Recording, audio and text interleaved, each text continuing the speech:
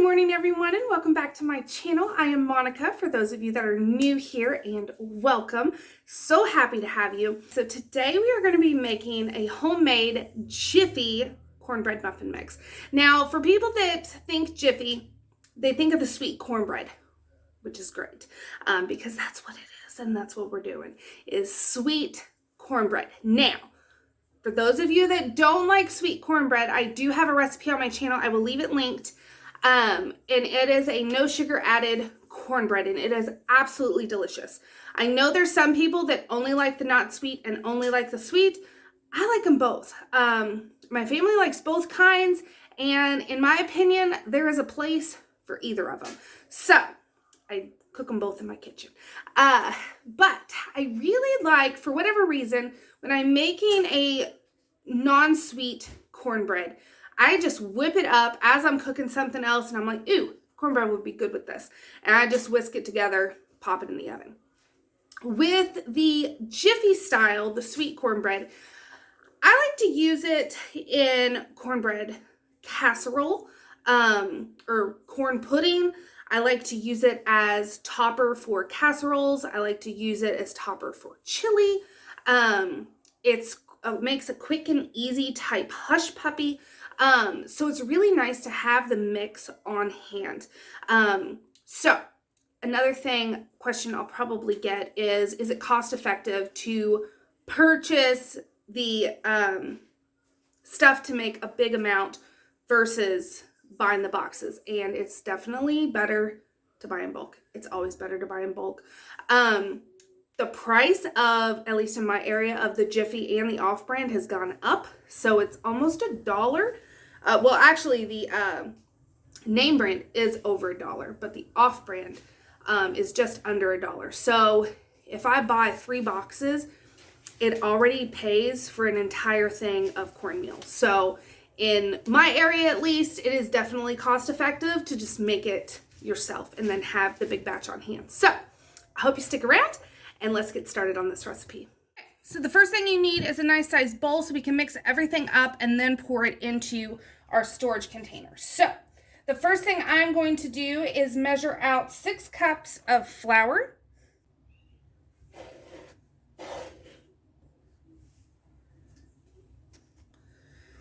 Okay, once you get your flour, the next thing you want to add is 4.5 cups of cornmeal. So this isn't a cornbread mix. It is just yellow cornmeal. They have, it's already like a cornmeal mix, but this is just cornmeal. So 4.5 cups.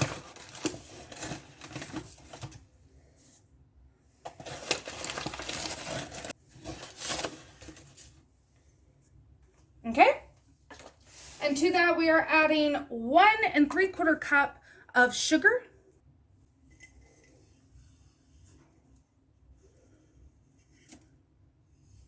And we'll just call that 1 3/4. That's the beauty of making your own mix. You don't have to be completely precise all the time. And then a heaping 1/2 cup of baking powder. And this, any type of baking powder. I like, if I'm going to be making a dry mix to put in the pantry, I like to open up a new container, because this will get used. I'm doing a few different mixes that call for baking powder, but I like to use a new container just so it is the freshest as possible when it goes into the pantry, and it'll just last longer.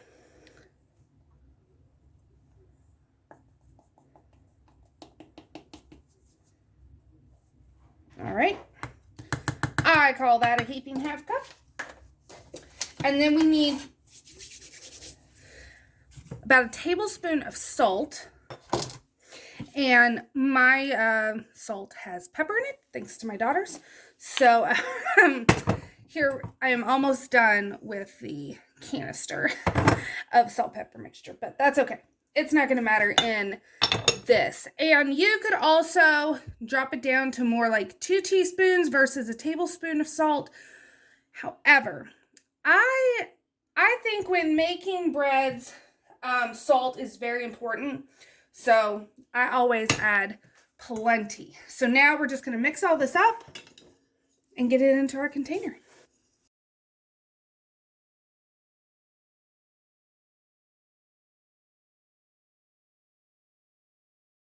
Okay, so once you get everything mixed in, put it in the canister that you want. This is a gallon jar for reference of how much my recipe makes. Now, how do you use this?